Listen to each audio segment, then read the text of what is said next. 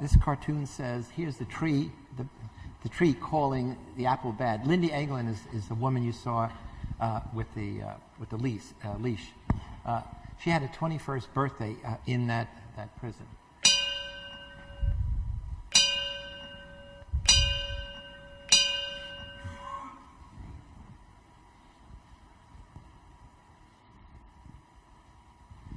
I frame the question differently. If you ask who is responsible, the only answer appropriate is people. If you say what is responsible, the answer could be people, but it also could be the situation. And as John has pointed out, that's obviously the bias that I'm going to present today.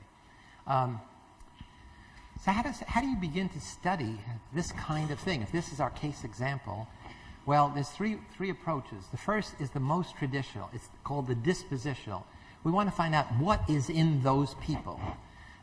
And this is what psychology is all about. This is what medicine is all about. This is what your law is all about. This is what religion is all about.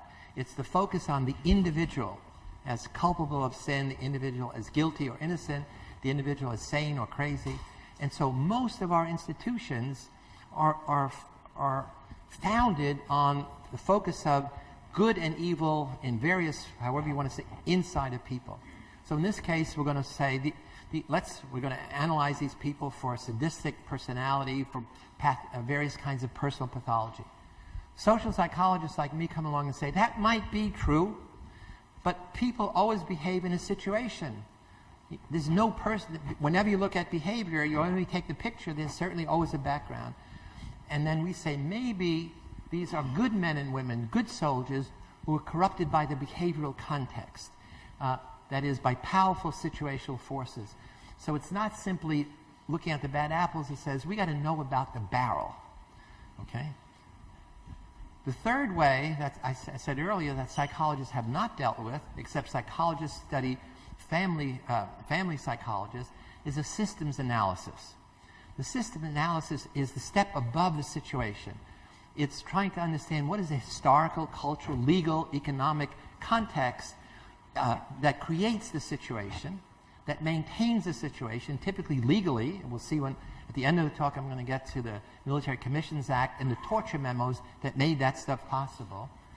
And that I call the bad barrel makers.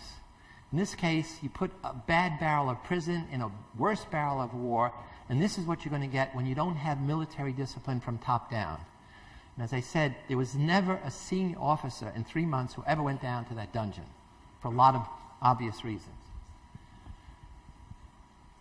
Most of you, probably like me as kids, were fascinated with Robert Louis Stevenson's tale of the good Dr. Jekyll drinking some magical elixir and turning into the evil Mr. Hyde. He did this in part, he was his own subject, obviously, experiment. He didn't have to go through human subjects committees, so he could do whatever he wanted. And then the thing is, when the elixir wore off, he became the good Dr. Jekyll again. And he kept doing it because he was interested in personal experimentation. But I always wondered as a kid, what was in that chemical? And did you really need it? So he's never going to give up the secret. Do you really need it? So what I'm going to do today is say social psychology research maybe answers questions about that transformation, because that's what we're interested in. Can you do it without drugs? And secondly, maybe we could get a twofer. That is, maybe not only answer that, but we also answer how once good Army reservists, they were not real soldiers, they're weekend soldiers. Army reservists had no training for that job, no training to run a prison in a combat zone. And what they were doing is playing a role. That's not who they are. It's a role they play identical to the role my students played in the Stanford Prison Study, identical to the role many of you play as a teacher, as a parent, as a student. That's not who you are. It's a role you play. The problem is, if you play it long enough or deep enough, you think it's you. In a far-off land, in this prison, in a controversial, some people say immoral war, who were transformed into perpetrators of evil. Let's see how. Ye old good Stanley Milgram experiment back in 1963. Most people have seen the movie and have not read the story, and most people have it wrong, especially in most textbooks. Because he did it at Yale, and they say, the study he did with Yale students. No students. No high school students, no college students. Not a single student was in that study. In fact, he ran 1,000 ordinary people 500 from New Haven, 500 from Bridgeport, Connecticut. And who are these ordinary people? The first thing is, he asked the question, would you electrocute a stranger if Hitler asked you to? He's a little Jewish kid from the Bronx, concerned then about the Holocaust. Could it happen again? Of course not. That was Nazi Germany, 1939. We're Americans. We can never do that. He said, well, suppose Hitler or his representatives or somebody in authority said, shock this person. Shock him until he's unconscious or maybe worse. No way. It's not going to happen. He said, well, let's see. Let's see. So this ad appeared in the New Haven Register on a Sunday morning. You read it. He begins, the first 500 were all men. Later on, he added women. So in this study says, we need people for study of memory. The critical thing is you look at who he says, no special training, no education experience. We want factory workers, city workers, bus drivers, accountants, secretaries, ordinary people. 1,000. So it's the study with the most generalizability in all of psychology. I think all of social science. Nobody's ever had a sample this big with this diversity. And so you come to the lab, partly because it's at Yale, partly because $4 was okay in 1963, maybe out of curiosity. And when you come to the lab, he says, we want to help people improve their memory. So that's the big lie. That's like national security. It's the big lie.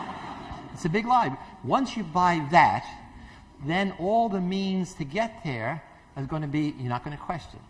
So he says, we know that if you reward the right behavior, people will learn. That's what B.F. Skinner taught us. But nobody's done a study of what happens when you judiciously punish errors. That's what we're all about. We want you to reward this guy when he makes a mistake, or when he gets it right. We want you to punish him when he makes a mistake. And he said, I don't care who's teacher or learner, you draw straws. So he's the teacher, he's going to be the learner.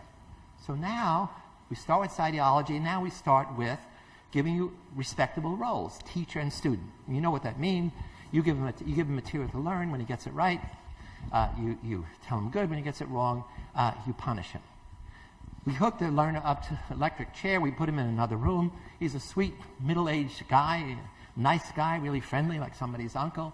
And then you sit down before this imposing shock box. The experimenter is in the lab coat.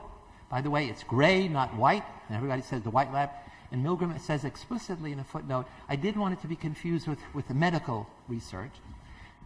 This expert, this authority who's going to control this guy, was a high school biology teacher. And he's going to get 1,000 of these people doing horrendous things. So essentially, you're sitting before this thing. You starts, the guy gets it right, good. He starts dumbing down, and you have to shock him. The first shock is 15 volts. Nothing. He doesn't even respond.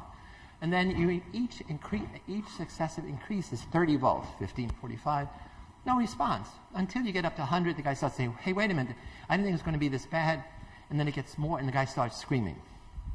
And you are a good person. You're a good New Haven citizen. You're a father. Later you're a mother. And you turn to the experiment and say, hey, who'll be responsible if something happens to this guy? The experiment says, I'll be responsible. Continue. So here's now the ideology, the authority figure in the lab coat, the roles that you're given to play. You're supposedly helping somebody learn. And what we just added was diffusion of responsibility. That's one of the keys in the path to evil.